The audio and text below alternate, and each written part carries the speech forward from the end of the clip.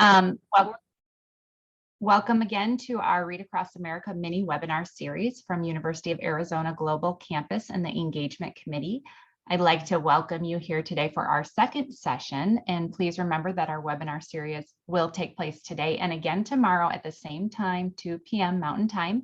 Each day we are featuring one guest speaker, followed by a short presentation from our guest librarian, Sally Nye, who is sharing some new and exciting resources and books that you can check out as we celebrate literacy this week.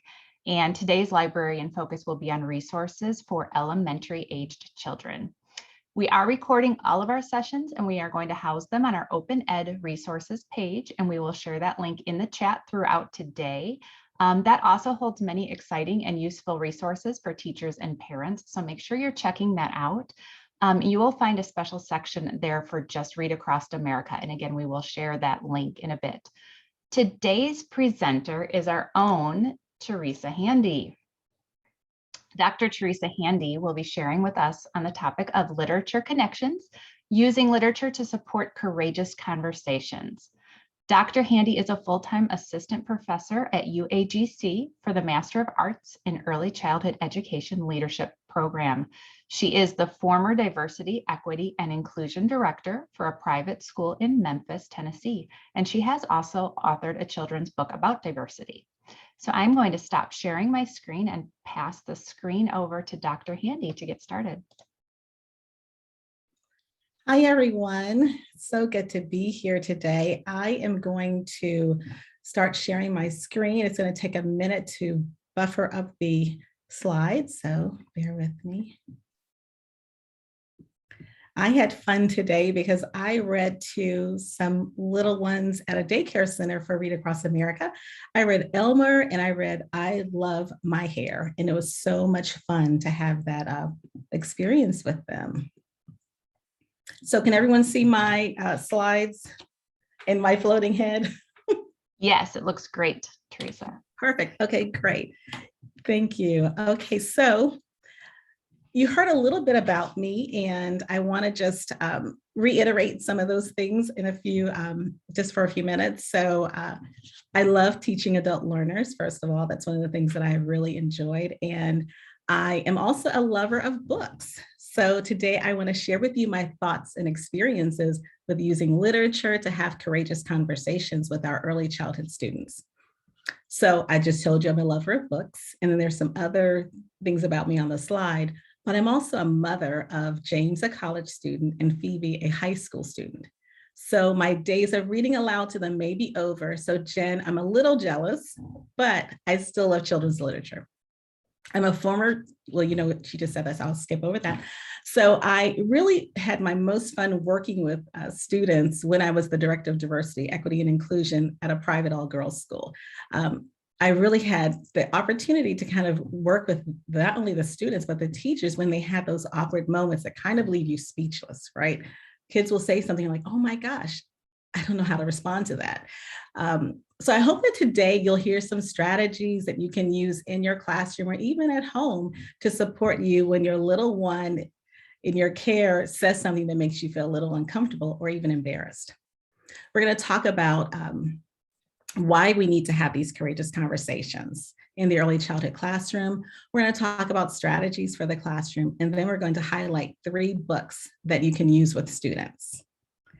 But first, I want to talk with you about some facts. I want to talk with you about the fears, and I want to then lead us to how we can be focused in our intentional work with our early childhood early learners in early childhood.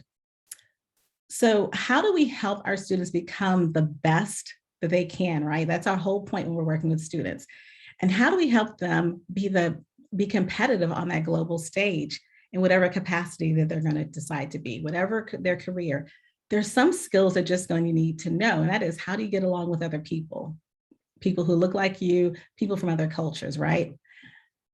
But before we get started with even how do we have those conversations, I want to ask you all, you can put it into the chat, and I don't know if someone wants to monitor it, but how many of you all, educators, parents, have overheard a student say, I don't want to play with you. I don't want to play with you.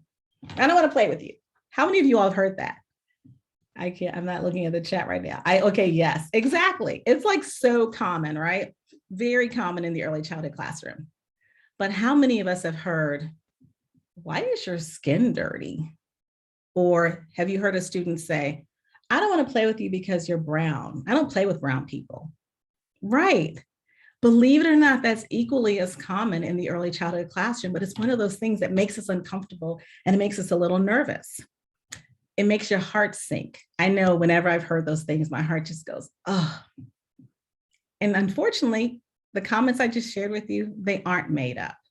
The first one, "I don't want to play with, why is your skin dirty?" That's a comment that my own daughter experienced. One of her dear friends said, "Why is your skin dirty?" And she just explained to her, "This is my skin color," in that 3-4-year-old language. And then I happened to be in the classroom when another student told her friend that she played with all the time, "I don't want to play with you." And then she added that, "Because you're brown, I don't play with brown people." Well, the reality is those comments make us feel uncomfortable.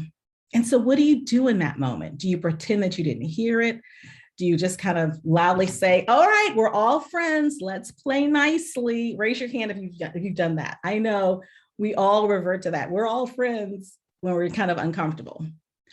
Well, the reality is young children are forming ideas about their own race and the race of others, whether or not we are addressing race in their learning space. And it's very developmentally appropriate at this time because they're beginning to notice, react, and respond to race. So regardless of what we do or don't do, they're going to receive a message about not only how to think about race, but how to understand it. Researchers have found that as young as 3 months old, children are aware of racial differences. And so if we fail to approach race intentionally in the early childhood classroom, we leave these young children to develop their own understanding, which is why you then have the "your skin is dirty" comment, or the I don't play with brown people. In a classroom where race is openly taught to students, they will know that melanin, which we all have in our skin, melanin is the reason that some students have darker skin tones than others. See, if we give the child the word, the vocabulary, they'll use it, and you will be amazed at how much they understand. And I'm going to share a personal story about that later. The problem is sometimes teachers don't know the vocabulary and they don't understand it, so they feel uncomfortable. Or when they feel the comments, they feel like they have done something wrong, or that this is a judgment call, or that someone's going to think that they're racist. The reality is the teachers feel that the student's actions, or the parent feels that these actions of their student may reflect them. And I can understand that. In many cases, adults haven't explored the complex issue of race. So how in the world do they feel comfortable addressing this with young children? So adults can work on their comfort level by reading books, watching podcasts, and we can put it into the chat. UAGC's has a wonderful early childhood chatter podcast, and I did a segment on this. And so I dive a little deeper. So if you want to click on that link, you can check that out as well. Thank you, Tisha. So you can watch podcasts, you can reflect on how to make your teaching practices more culturally responsive, which means that you are ensuring that all students in your care are developing a positive racial identity, which is more than being colorblind, right? We need people who are aware of color and differences, because that helps us really address those social justice issues. Whenever I hear someone say, "I don't see color," I just cringe, because I know what they're trying to tell me is that they're fair and there's no judgment. But what it really means is that they may not want to discuss race or even acknowledge race-related experiences, and that can be dangerous in the classroom. Let me give you an example. When I taught kindergarten, we had a special week near the end of school leading up to graduation where our students were included with their designated senior. It involved a pajama day, field day, and a beach day. Beach day was a big deal, and it was a culminating event, including having sand imported. Well, it was usually the day closest to graduation, and no one seemed to notice that many of the Black students didn't participate fully. Can you think why they may not participate fully? Because of their hair. Their parents could not deal with wet hair with sand the day before a big important event, because it's more than a notion to get sand and hair out of hair like this when it's curly and everything. So I made one little suggestion that we move the day earlier in the week. Pretty simple solution, right? But it took my lens as a Black teacher to make that change and to make that suggestion. Little known fact, I was the first Black teacher this school hired in 2013. And today that school is 175 years old. So you can just sit with that. So you understand there's some blind spots in some schools. Why is this significant? Because according to Child Trends, as of 2012, between 63 and 64% of all childcare providers are white or female, which means that in some cases, teachers have a case of not knowing what they don't know. And how do you fix that? How do I focus the work in the classroom in a way that supports all identities of all children? First, you ask questions. You ask a colleague to help you think through your lesson plans so you can look for those blind spots. You create a personal protocol for yourself to ensure that your classroom plans are culturally responsive, which means you won't have a cooking activity when some students may be fasting for religious reasons. Even though in most cases, young children aren't fasting, but you still want to be considerate. I know it can feel really scary. It can feel like you may make a mistake or you may do something wrong or that you'll make a misstep. And let me tell you, you may do that, but as long as your heart's in the right place and as long as you're willing to put your defenses down and allow yourself to be vulnerable, reflective, and open, you can get over that hump. And you get over that hump by reading articles by Gloria Ladson-Billings, who's the mother of culturally responsive pedagogy. Nearly 30 years ago, she coined this term that empowers students intellectually, socially, emotionally, politically, to use culture to teach knowledge, skills, and attitudes. She literally changed the way that teachers are taught. So instead of asking what's wrong with Black children and their families, their communities, and their parents, she asked, what is right with Black children and their families and their communities? Another good author is Zaretta Hammond. She wrote Culturally Responsive Teaching in the Brain.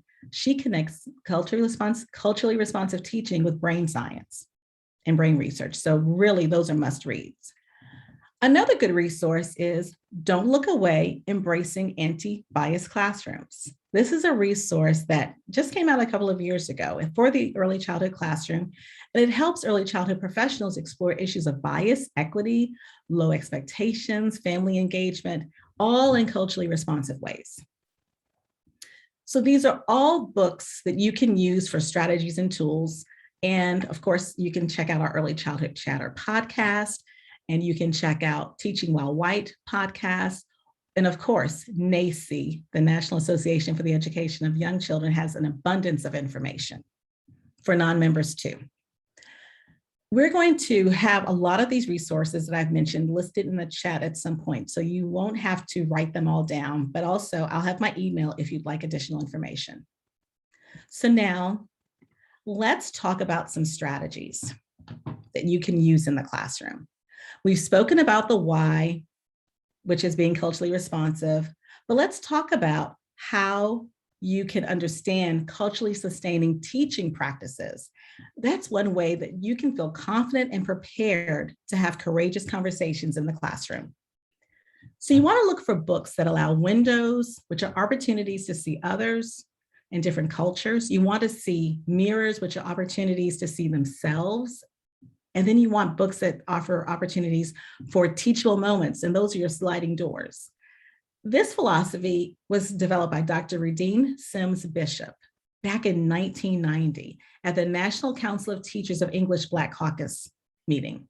She said, books are sometimes windows, offering views of worlds that may be real or imagined, familiar or strange. These windows are also sliding doors, and readers have only to walk through an imagination to become part of whatever world has been created and recreated by the author. When lighting conditions are just right, a window can also be a mirror. Literature transforms human experiences and it reflects back to us. And in that reflection, we can see our own lives and our own experiences as part of the larger human experience. So reading then becomes a means of self-affirmation. I also want to highlight that Dr. Jerry Cobb Scott, who created the African American Read-In, is no longer with us. She's an ancestor now, but she was one of my professors, and she was also at that conference. And now every February, as part of NCTE's mission, they sponsor the African American Read-In. She was an amazing teacher and mentor. So as we think about how we are going to engage young children with literature in the classroom, to have those courageous conversations, we have to understand the culturally sustaining practices allow us to invite and encourage students to use their cultural practices from home in the school. And that's really important. That means a teacher does not force them to hide parts of their identity in the room. That means that she encourages them to bring their whole selves into the classroom where they will be respected and acknowledged. Culturally sustaining practices allow students to exist not only in the culture of their home, but in the culture of their school. To support this, educators need to build intentional relations between the school and home. Engage parents, invite them to come and share their culture with the class, their traditions, their rituals, special foods, artwork, things that really can connect students with someone different than themselves. Next, think about merging your social emotional lessons with this. You don't want to not acknowledge that students feel angry, right? You want to help them learn coping mechanisms. As I mentioned, students get their hair touched, right? I know when I was in school, people touched my hair. Even as an adult, people will touch my hair asking me questions. When you're reading these different types of books, acknowledge how students feel, acknowledge how they may feel angry, and then give them permission to learn skills to cope with those feelings. I have a book called Don't Touch My Hair. We're going to talk about that a little bit later. When you use these books to affirm their identities, you also identify their strengths and you share cultural experiences with everyone in the classroom, so all students benefit. For example, there's another wonderful book about a little girl who has so much energy. She's going to kindergarten and she's so excited that she's got to learn some self-control. So she learns Tai Chi with her grandfather. So she learns how hard it is to move slowly and carefully. This book is called Morning with Grandpa by Sylvia Leo. And it's a fantastic book. You can kind of handle those kindergarten jitters, but also have a different culture represented. Let me give you a little tip. If you don't know how to pronounce a word, use YouTube. Notice how this book of diverse characters is great, but if you feel uncomfortable, because you don't know how to pronounce a word, use YouTube. I use YouTube to find out how to pronounce 2 words in this presentation today. So it's an easy tool, and I always put a little post-it in my book so I can remember, so I don't make a mistake. So you will notice that I have another book later. It's called I Have an Elephant in My Ear. And that book talks about a child who has, hearing loss. The characters are diverse. The content is very generalized, though. And when you make that kind of connection for students, you avoid the tourist approach. And that approach is when you don't integrate anything into your curriculum. It's like a standalone. So you have pictures on the wall and you celebrate holidays, but you fail to show how diversity is really around us every day, not just during certain days. By creating a class where diversity is valued, you will provide a place where students feel comfortable asking questions about things they don't understand. And these types of open discussions are just what children need. And I'm going to model some of that for you in a few minutes. So when you are choosing books, you want to make sure that they are developmentally appropriate. And then NACCE gives some very concrete recommendations. Base your selection on quality. So good storyline, high quality text, engaging illustrations. Choose books that help children see themselves, the mirrors that we were talking about. Choose books that help children expand their understanding of others. Remember, those are the windows. Look widely for text. So be on alert for new titles related to diversity. Socialjusticebooks.org is a great resource for that. And then use text sets. Expose children to different perspectives. And a lot of times these collections have some of the noted works of highly accomplished authors or illustrators of color. So for our time today, I have chosen 3 books. And this is where it gets a little murky because I'm going to have to stop sharing to to kind of help you see the books, but I want to go through them real quickly so you can see them. The first book is The Color of Us by Katz. And this book allows you to make STEM connections, ELA skills, social emotional learning, and it's for students ages 4 through 8. The next book is Don't Touch My Hair by Sherry Miller. You can talk about cultural traditions, and I'm going to highlight that later, boundaries, identity, and this is for children ages 4 to 8. And finally, I have An Elephant in My Ear, and this book talks about senses, career exploration, and community. So I'm going to stop sharing my screen right now, and I am going to share some of these books and some of the tips. Hold on, let me get out of here. Great, perfect. So The Color of Us, and here we are. You notice I'm a lover of Post-its to kind of help me, like I said, remember questions I want to ask or even how to pronounce words. The Color of Us is a story by Katz and celebrates the many shades of skin color. It's written in a way that students are given an unbiased view of differences in children and people. It offers a positive and affirming look at skin color, and it helps us see the world in a different way. Children of different skin tones, they get to see themselves in this book, and they get to acknowledge and see the beauty of others. So I love this book. I used this book when I was working with a junior kindergarten teacher. And we also used another book called The Story of How We Get Our Skin Color. So we explained, remember I talked about melanin earlier. We explained how everyone has melanin in their skin. Even if we all hold our hands up right now, everyone here, you'll see a rainbow of different colors, right? So this book really helps to kind of helps children kind of really see those differences. So what we did was the book that I mentioned, How We Get Our Skin Color, that book has been around for years. I think it's in its 20th year right now. So when I see things like that, I get so optimistic. When I see about the culturally responsive pedagogy, I know that educators have been working hard to make this information known, and it's up to us to pick it up and carry it and pull it forward. So the book is also bilingual, the story of how we got our skin color. The book speaks to the root of color and how we are all brown, and some of us have more active melanin than others. So the first time what we did was after we read this book, we stood in a circle, we put our hands together, and the girls were thrilled to see they all had the same shade of brown. Let me share a few pages with you. The Color of Us by Katz. So you see how it starts off with these beautiful hands, and that's what we did at the end of our lesson. So I'm going to skip ahead. I'm going to read this page to you here. My mom's the color of French toast. She's an artist. What is an artist? Can someone tell me? Put it in the chat. An artist, someone who paints pictures. Mom's teaching me how to mix colors. She says that if I mix red, yellow, black, and white paints in the right combination, I will have the right brown for a picture of me. The right brown? But Mom, brown is brown, I say. That's not so, Mom says.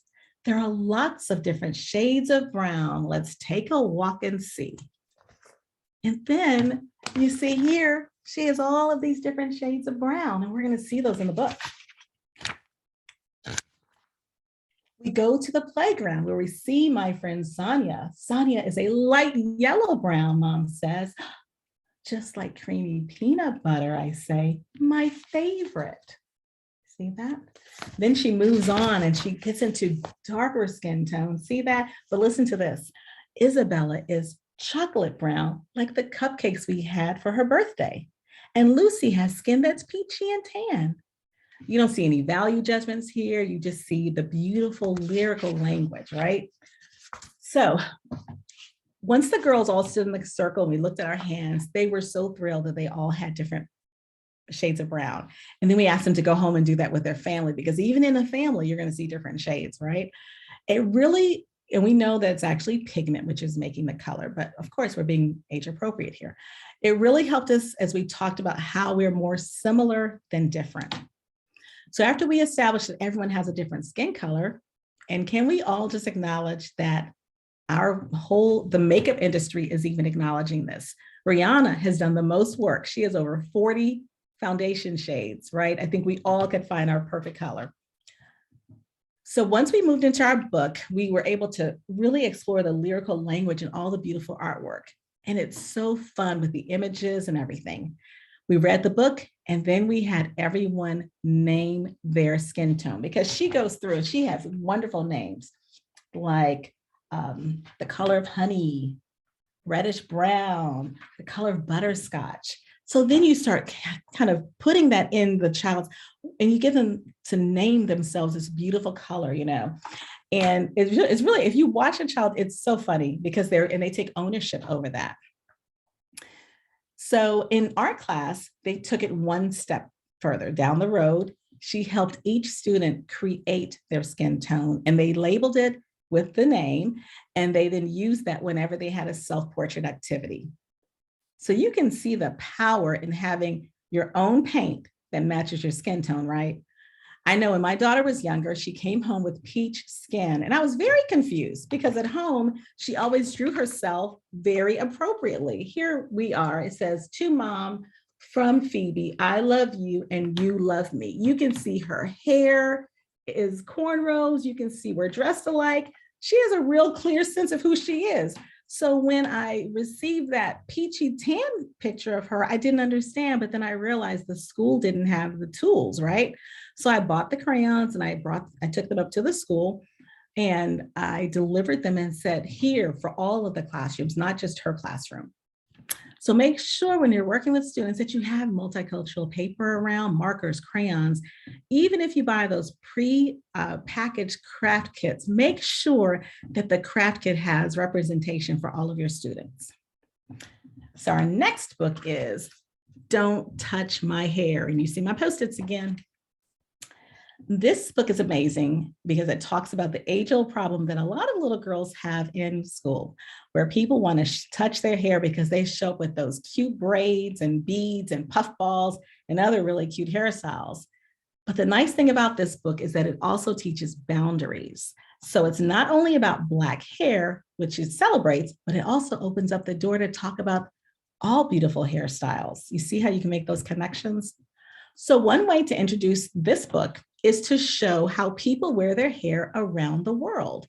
So just pull up images and make sure you highlight students that have hair. You know, if you have a specific culture in your class, make sure you pull that culture up as well. So you want to find some that reflect the students in your room. Talk about how some of them you may want to touch. When you look at some of the hairstyles in Africa, they're so intricate, I want to touch and see what that feels like, right? Talk about what that feels. Talk about that with them. Talk about how exciting it is, how beautiful they are. And then ask them, do you think that's okay? And don't give them a correct answer. Wait and listen for the open discussion, asking lots of why not? Tell me more, just let them do the talking. And then as you're reading this book, pause and connect them with this book. Let me show you how. So here's the book. I love my hair. It's so soft and bouncy and it grows up toward the sun like a sunflower. I love it up or down, styled or wild. I don't care. I just want it to be free. You can talk about all those different hairstyles and connect with some of the ones that you had when you introduced the lesson. So then you can ask them, so tell me, what are some of the ways you wear your hair? What are some of the different ways? And then you'll hear the feedback and they'll talk. They may even show, you may count how many different hairstyles you have in your class. And then you can move on. Because here we're getting into where's the characters reflecting a little bit. Actually, everyone loves my hair too. When I walk down the street, I hear so many compliments. It's so big. How do you get it so fluffy? I wish I had hair like that.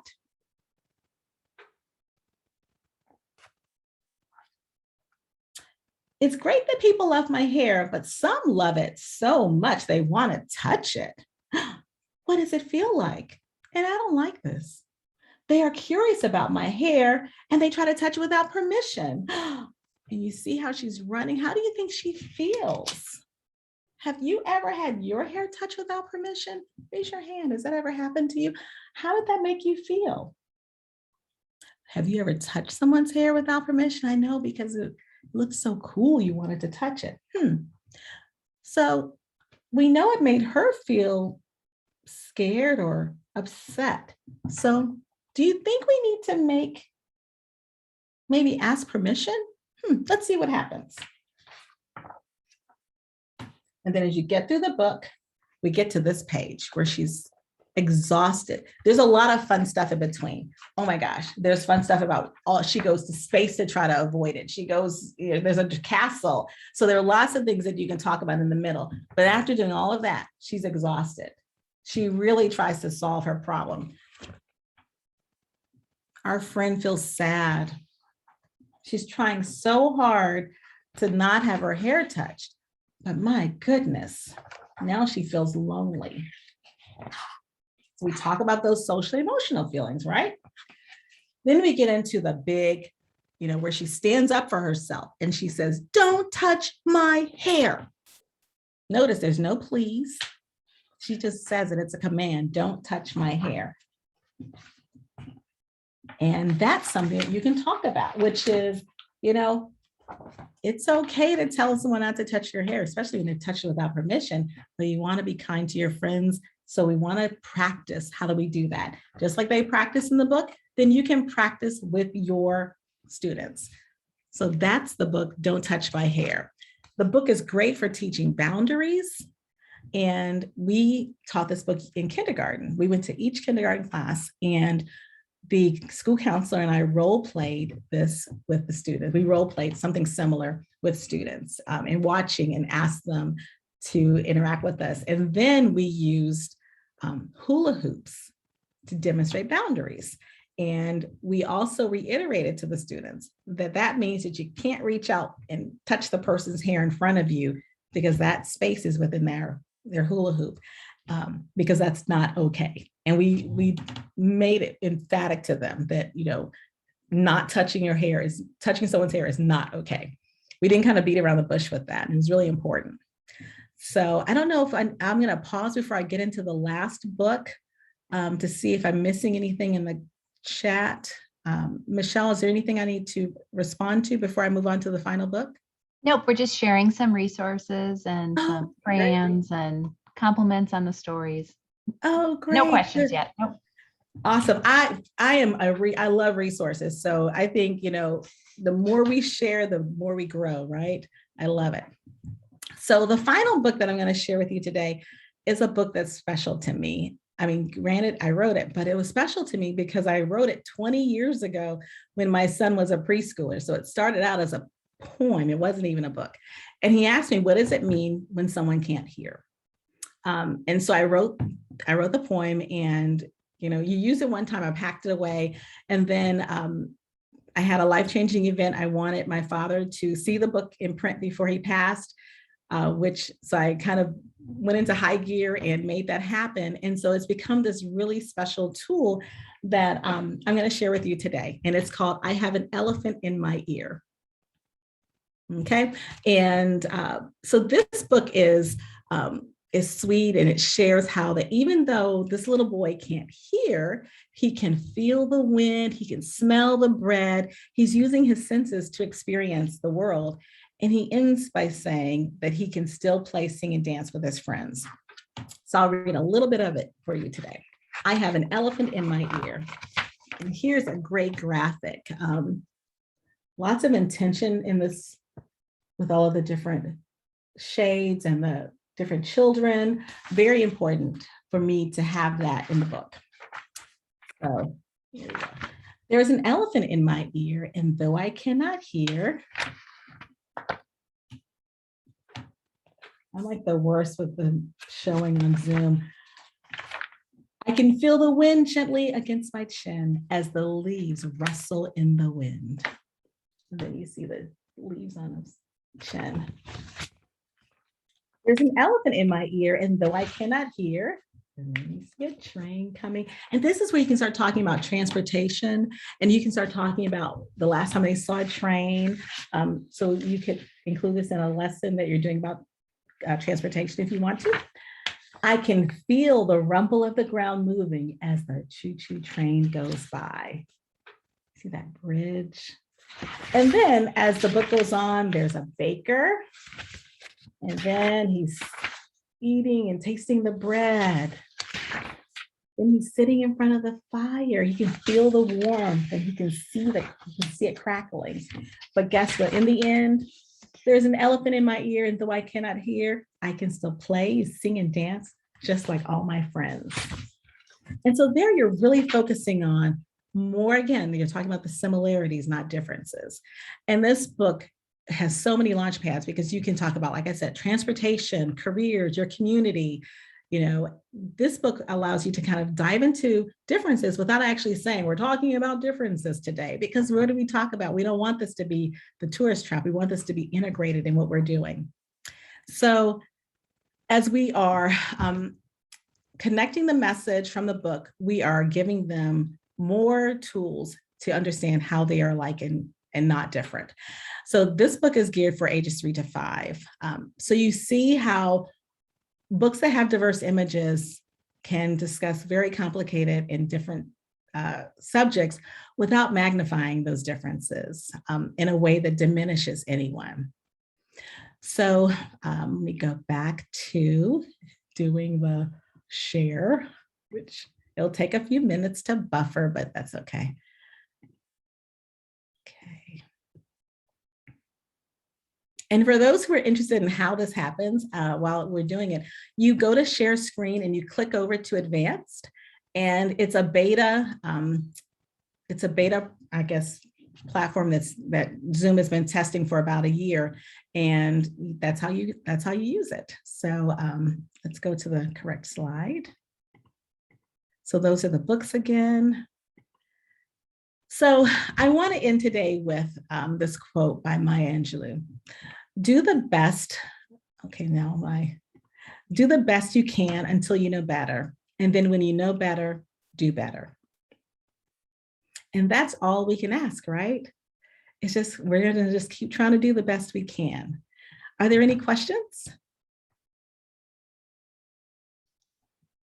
I don't know if anybody has any questions, but if anybody, we have a couple minutes. So if there's anybody that wants to come on and share some ways that you might be doing this in the classroom, just so that we're all sharing ideas, that would be great. Yes. I'm sure that we would love to have a little bit of a discussion before we start with the librarian. So I love that idea. While we're waiting for that, I'm going to just share my email address if you want any questions, if you have any questions or want clarification. Happy to do that. And here are my references. So sounds good. And if you want to put your email maybe directly in the chat too, when we switch over, then if anybody wants to contact you, they can do that. And then thank you, Teresa. That was such a great presentation. I think we're so lucky to have you, and it was so fun to actually get to see part of your book as well. What a awesome dream that you made come true, and I'm glad that your dad got to see that then. Yes, thank you. That's very special. I see there's a question. Yes, thank you so much for the presentation. It was awesome. I have 2 boys, and my younger one is very curious about the way girls wear their hairs and why boys don't get the chance to do the same. Because if you look at, well, boys or men, they are pretty much the same, short hair, not so much of a style. And I kind of escaped from the conversation because I didn't know what to answer.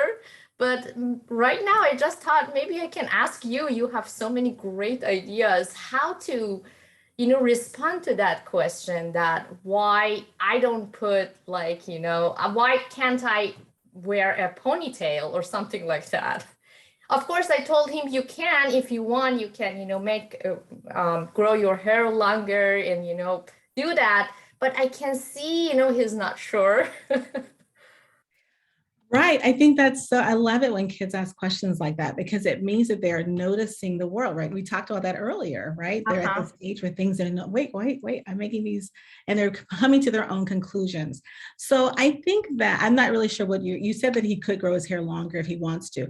One of the things you can do is you can show him images of all, like I just said, when we were talking about don't touch my hair, show him cultures where men have different hairstyles, really kind of do it as a family project even. You've asked a really good question. Let's look and see how men wear their hair in Japan, how men wear their hair in different, parts of Africa. Kind of really, and maybe even allow him to print off pictures and create a poster where you all talk about it and look at it. And then talk about how women wear their hair and then say, are there any similarities here? Because men wear ponytails. In my culture, men wear braids, men wear dreadlock. There are a lot of actually hairstyles that men and women do share. So instead of giving him like a yes or no, girls do this in gender specific hair, answer, why don't you spend some time exploring it with them and then letting him kind of walk you to where he needs to go instead of giving him the answer. I'm always, and sometimes he wanted to try my hair clip, like those little, bow clips on his hair. And I obviously let him do so. But I was not sure if I should let him go like that to school because I was not sure about the reaction of people. And if they make, comments that make him uncomfortable, just trying, a hair clip on his hair. How old is your son? He was 4 at that time, that he was really interested in, and even in girls' clothing. And he also asked me why girls' clothing have those shimmers and, those sparkles, why none of the boys' clothing have those shimmers. And I got one of those shirts that has sequences on it for him, and he loved it. Oh, I love that you found him a shirt that had sequins. So it's interesting that you would tell me, I don't want to mispronounce your name. Avisha, it's so interesting. I was reading a Twitter feed or Twitter thread yesterday, and it was a mom whose son had worn nail polish to school. He's as she classified, he's a boy, a very boyish boy. He identifies as a boy, but he wants to wear nail polish because he sees it as fun and attractive on his hand. So she let him, and he got teased and bullied at school just this week. And so she said, she asked the Twitter community to share photos of masculine men who, because that was how her son was identifying, who wear nail polish. And when I tell you, my daughter was like, what do you do? I said, I'm looking at a very interesting thread about men wearing nail polish who identify as male. And she said, really? And she goes, Mom, you look at the weirdest things. But it was interesting to me because post after post, it was moms of young boys who were playing on the floor in ballerina tutu skirts, and somebody had a princess costume on. They had dozens of photos of men in barbershops with their nails, drinking coffee.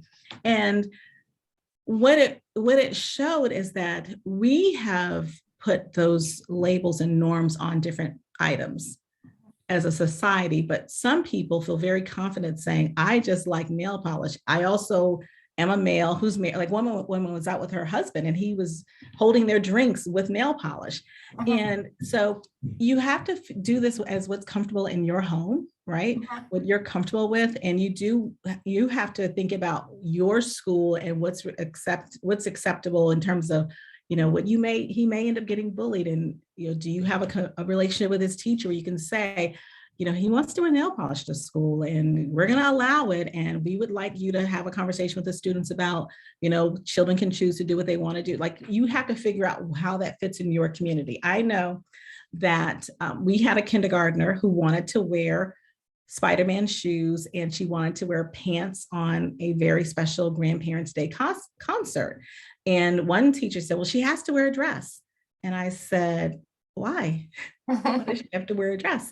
And I said, we haven't said that to the parents, so we can't say she has to wear a dress. And so I told the mom, I said, hey, she should wear what she's going to feel comfortable wearing, performing in front of a room of strangers. And the little girl came, and she's a twin. This is the funny thing, is she's a twin. The twin had on like the glitter, the bow, and then she had on just like a sweater and some leggings and some cute little boots. She was fine. You have to parent who's in front of you and not someone else's perception of who's in front of you. And you're always protecting your child's identity. So you're going to have to figure out what's comfortable in your community, your school, the relationship, there's so many factors here. Right. Thank you so much. You're welcome. And I'm happy to like brainstorm that and think that through with you. I do that with parents all the time. I have a private little Facebook group of parents of children at private schools, and we all just kind of connect and work with each other in Memphis, around issues around diversity and how do we help our students thrive. Exactly. Yep. Thanks, Avisha. Anyone else? Exactly, Michelle, it is. And if you get on Twitter and you search that, it was, in fact, I was a little taken aback because my nails, I was embarrassed at that point. I thought I need to paint my nails because they looked beautiful. Yeah. It's such a good conversation. We can continue the chat going on if everybody's okay with that. And I will start our video with Sally Nye, our librarian, who's going to share some resources for this week for Read Across America. And y'all can just keep chatting because Teresa's staying here. She's not going anywhere. She'll put her email in the chat and we'll keep this conversation going. It's been so valuable. All right, so I am going to share my screen. And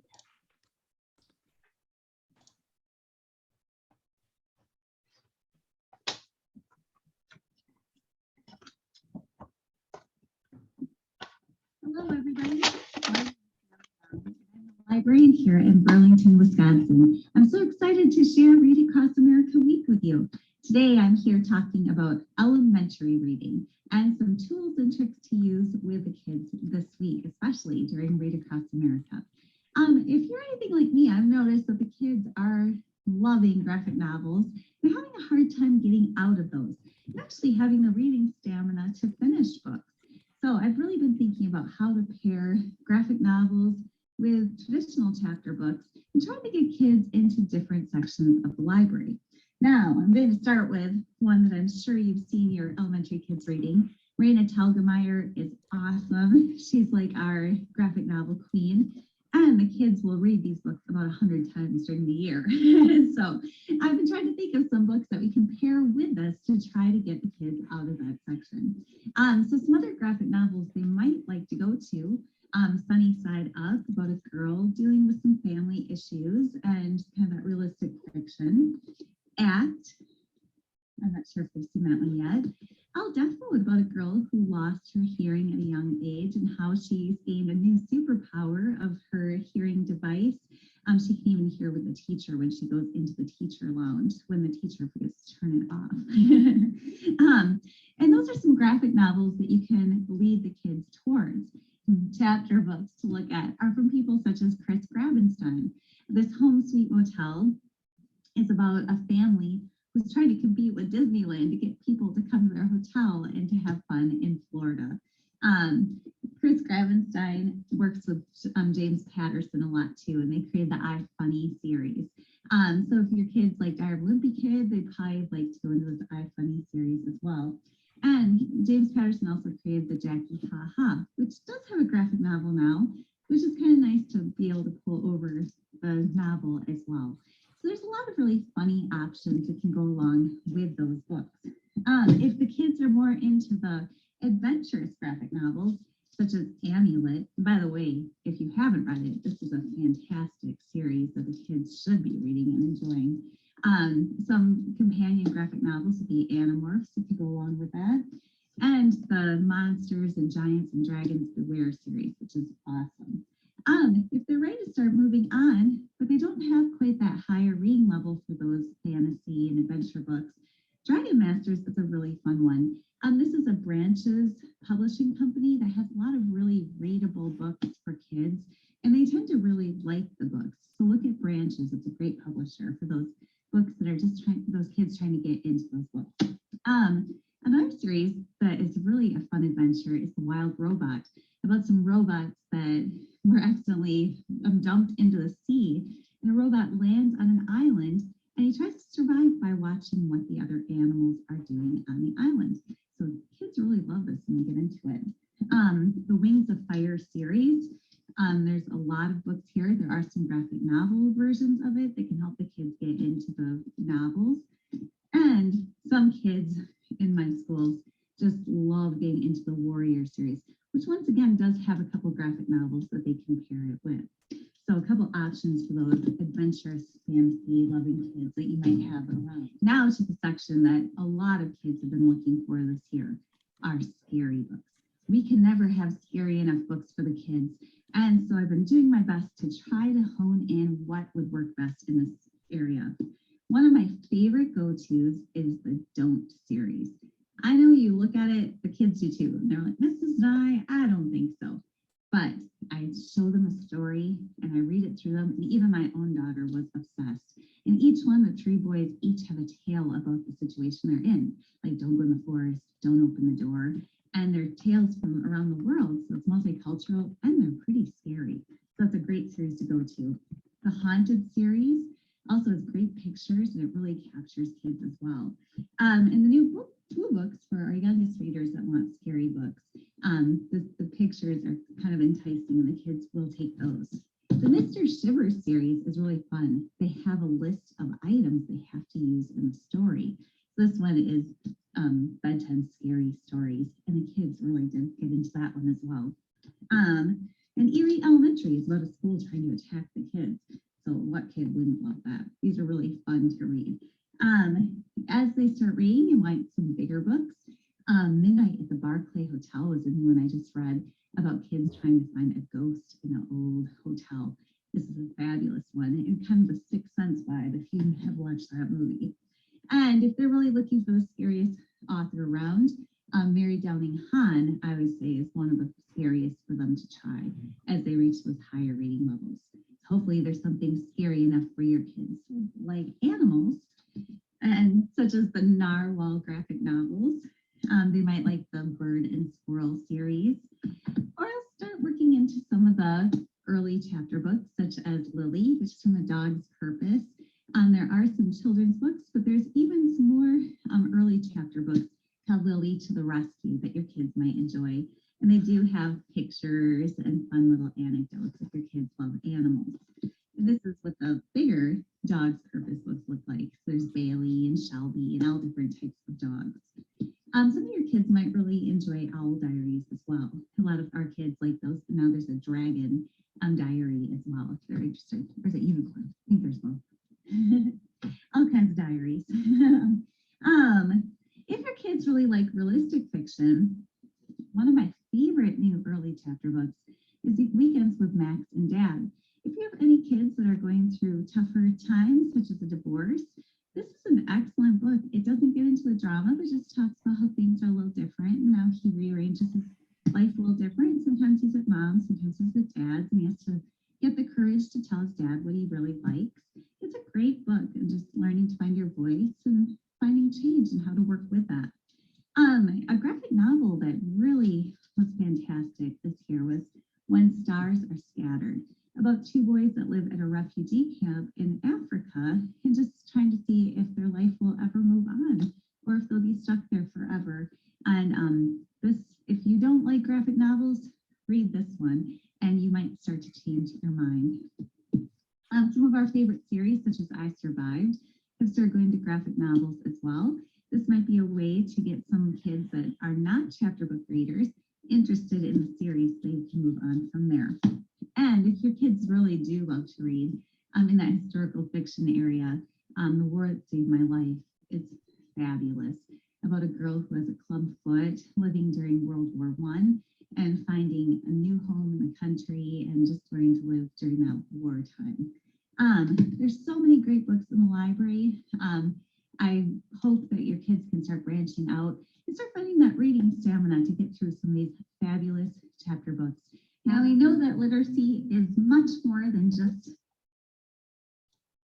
Okay, I think she had a little bit of an extra video on there at the end, but that is Sally Nye, who is a librarian in Burlington, Wisconsin, which is one of the districts I used to work for. And she is just fabulous. And she's been a great resource for us at UAGC with just kind of keeping us in the loop with some current and current books and authors and literature that's out there. So we like to tap into her great knowledge, especially for this event. So she will be back tomorrow. Tomorrow she will share resources that will be more geared towards the middle school and high school readers. And our speaker that will be here tomorrow is a friend of Dr. Handy's, actually. And she will be from Linda Mood Bell, and she will be talking about comprehension and using visualization techniques for older readers to really help them understand what they're reading. So she has a lot of information to share. So if you work with any students who struggle with that comprehension piece, make sure you check out tomorrow. And again, if you're not able to come with us live, we will have the recordings housed at the Open Ed Resources link that we have posted in the chat.